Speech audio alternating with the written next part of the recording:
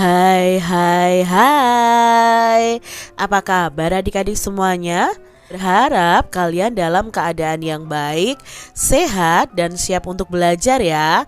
Hari ini kita akan belajar bersama-sama untuk mata pelajaran tematik kelas 2 adik-adik.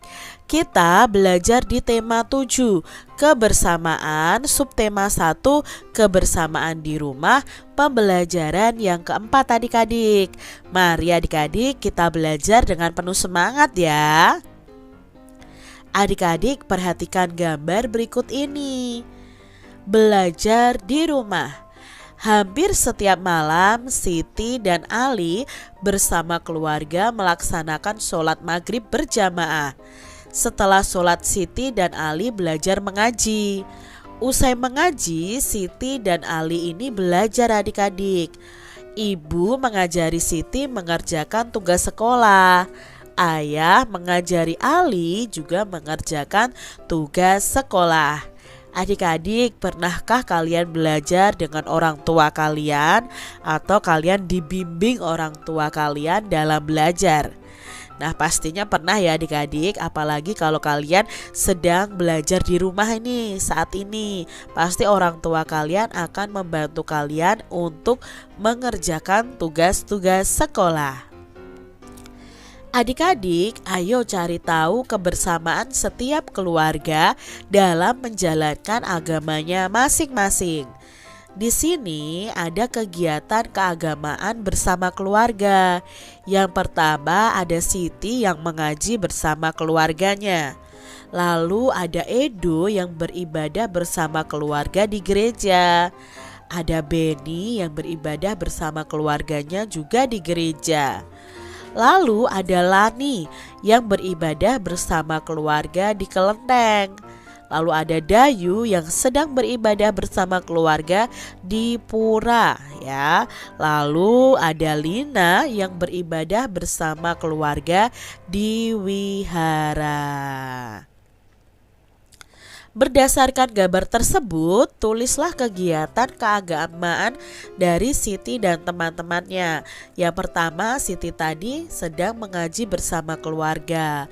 Lalu Beni sedang beribadah bersama di gereja. Edo juga sedang beribadah bersama di gereja. Dayu sedang beribadah bersama di pura. Lalu ada Lani yang beribadah bersama di kelenteng dan Lina beribadah bersama keluarganya di wihara. Adik-adik coba tuliskan kegiatan kebersamaan di rumah yang berkaitan dengan pelaksanaan agama kalian masing-masing. Kalian bisa tuliskan kegiatan kebersamaanku di rumah bersama keluargaku adalah misalnya nih adik-adik, beribadah bersama anggota keluarga, membaca kitab suci bersama keluarga, merayakan hari besar agama bersama keluarga, lalu berdoa bersama anggota keluarga.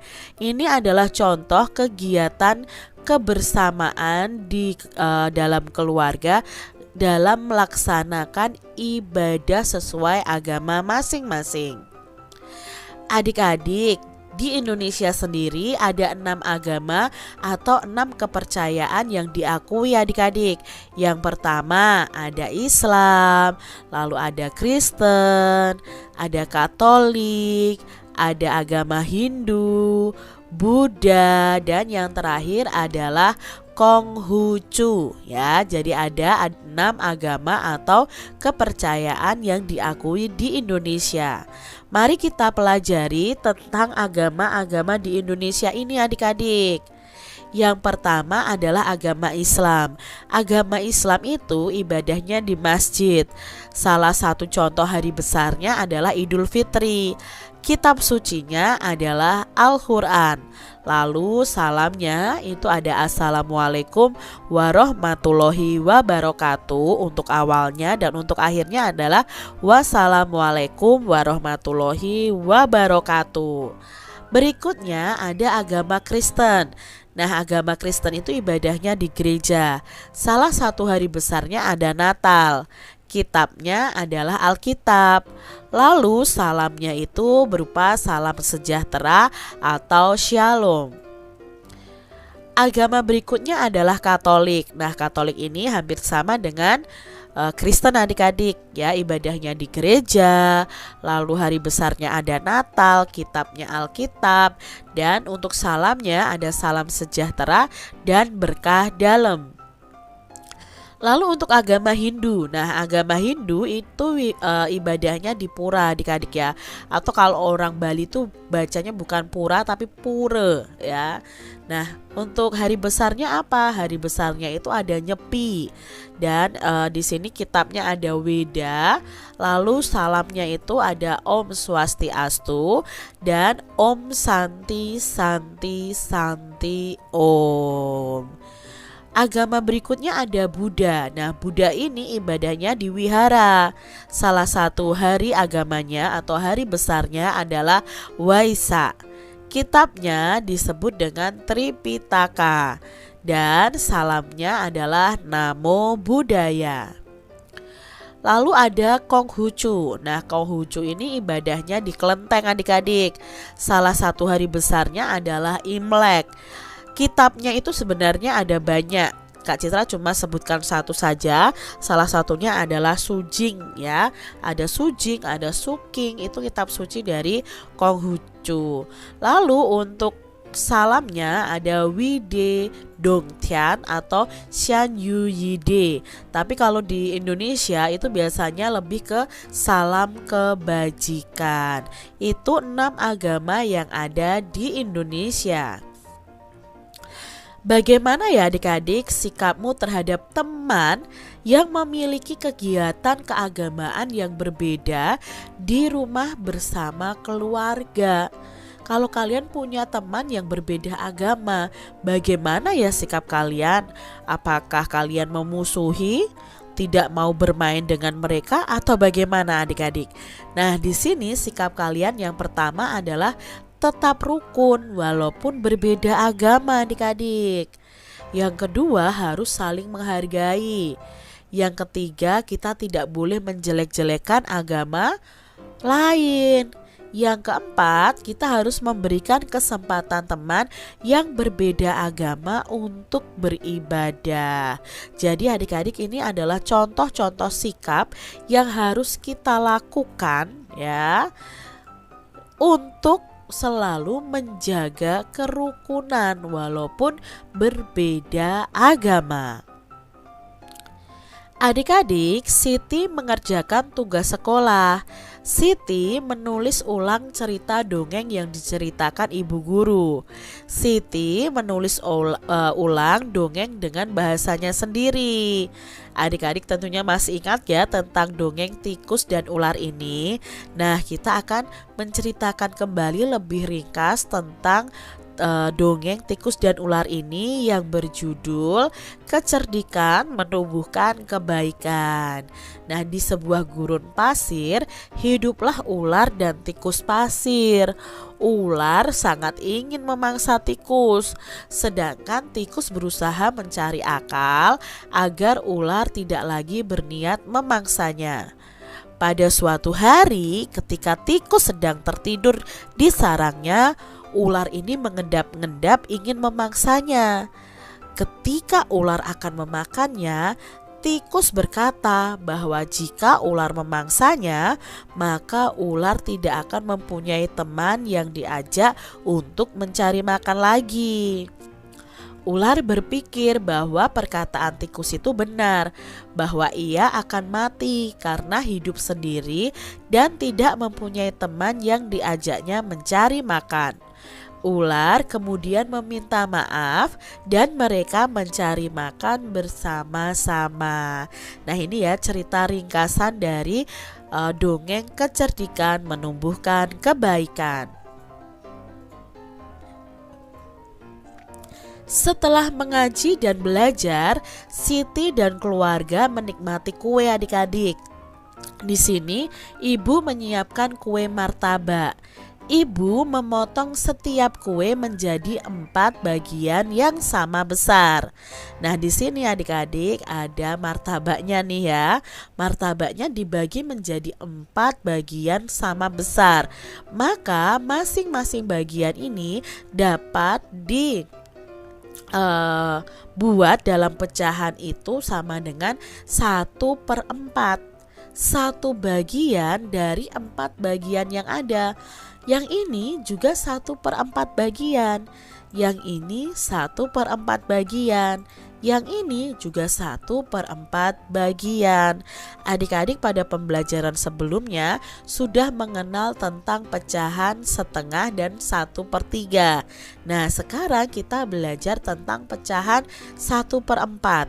Yang perlu kalian ketahui, jika ingin mendapatkan pecahan 1/4 dari sebuah benda yang dipotong, maka benda itu harus dipotong menjadi 4 bagian sama besar. Suatu benda jika dibagi menjadi 4 bagian sama besar, maka masing-masing bagian itu bisa dinyatakan dalam pecahan 1/4 atau 1/4. Nah, kalau ditulis angka seperti ini, 1/4 dibaca 1/4 atau 1/4. Perhatikan gambar martabak ini adik-adik. Apakah potongan martabak di samping menunjukkan pecahan 1/4 bagian? Nah, di sini dipotong menjadi 4. Tetapi potongannya ada yang besar, ada yang kecil. Apakah ini menunjukkan pecahan 1/4 adik-adik? Tidak ya adik-adik ya, karena potongan martabak tersebut tidak sama besar. Siti memotong sebuah kertas berbentuk persegi panjang nih adik-adik menjadi 4 bagian seperti gambar ini. Maka masing-masing potongan sama besar nih. Setiap potongan adalah titik-titik bagian. Nah, kalau satu potongan kertas ini maka nilainya adalah 1 dari 4 bagian. Berarti ini kalau dinyatakan pecahan itu 1/4. Ini juga 1/4. Ini juga 1/4 dan ini juga 1/4. Maka setiap potongan adalah 1/4 bagian. Siti memiliki sebuah kue lapis nih adik-adik. Ia ingin mendapatkan 1/4 bagian atau 1/4 bagian. Maka Siti membagi kue tersebut menjadi berapa bagian sama besar. Kalau mau mendapatkan 1/4 bagian, otomatis kue ini harus dibagi menjadi 4 bagian yang sama besar. Kalau 3 bagian yang sama besar nanti dapatnya 1/3. Kalau dibagi menjadi 2 dapatnya 1/2 atau setengah. Nah, untuk mendapatkan 1/4 bagian ya kita potong menjadi 4 bagian yang sama besar. Kertas di samping diberi 4 warna yang berbeda adik-adik ya. Ada warna biru, merah, kuning, dan hijau. Nah, masing-masing warna ini luasnya sama. Maka luas warna biru itu adalah titik-titik bagian. Warna birunya hanya ada 1 dari 4 bagian yang ada. Otomatis warna birunya ini nilainya adalah 1/4. Warna merah juga 1/4 karena warna merahnya hanya 1 dari 4 bagian yang ada. Warna kuning juga 1/4 bagian. Warna hijau juga 1/4 bagian. Maka luas warna biru adalah 1/4 bagian. Luas warna merah adalah 1/4 bagian juga. Luas warna hijau itu adalah 1/4 bagian. Dan luas warna kuning itu juga 1/4 bagian. Siti menggunting kertas berbentuk daerah lingkaran. Kemudian ia mengguntingnya lagi adik-adik, menyatakan bagian benda dari kumpulan benda yang disebut dengan pecahan seperempat, sehingga menjadi bentuk seperti gambar di samping ini atau gambar di bawah ini. Maka bagian yang hilang atau digunting ini adalah titik-titik bagian dari lingkaran. Ada berapa bagian nih adik-adik? Ini sebenarnya kalau dipotong menjadi 4, ini besarnya sama. Maka bagian yang hilang ini besarnya adalah 1/4 bagian. Arsirlah 1/4 bagian dari gambar berikut ini. Nah, di sini ada kertas yang sudah dipotong menjadi 4. Kalau kita ingin mendapatkan 1/4 bagian, ya cukup kita warnai atau kita arsir salah satunya saja adik-adik. Ini sudah menunjukkan bahwa yang berwarna merah ini itu adalah 1/4 bagian atau 1/4 bagian. Kita lihat contoh berikutnya. Kalau seperti ini sama, arsir salah satunya, maka nilai dari yang kita arsir ini adalah 1/4 bagian. Kalau seperti ini ya kita arsir salah satunya saja adik-adik. Ini sudah menunjukkan pecahan 1/4 bagian. Adik-adik, coba kalian arsir 1/4 dari gambar berikut ini. Kalian kerjakan di buku tulis kalian masing-masing ya. Demikian tadi adik-adik pembahasan kita di tema 7, subtema 1, pembelajaran yang keempat. Semoga video pembelajaran ini bermanfaat untuk adik-adik semuanya. Dan sampai jumpa lagi di video pembelajaran selanjutnya.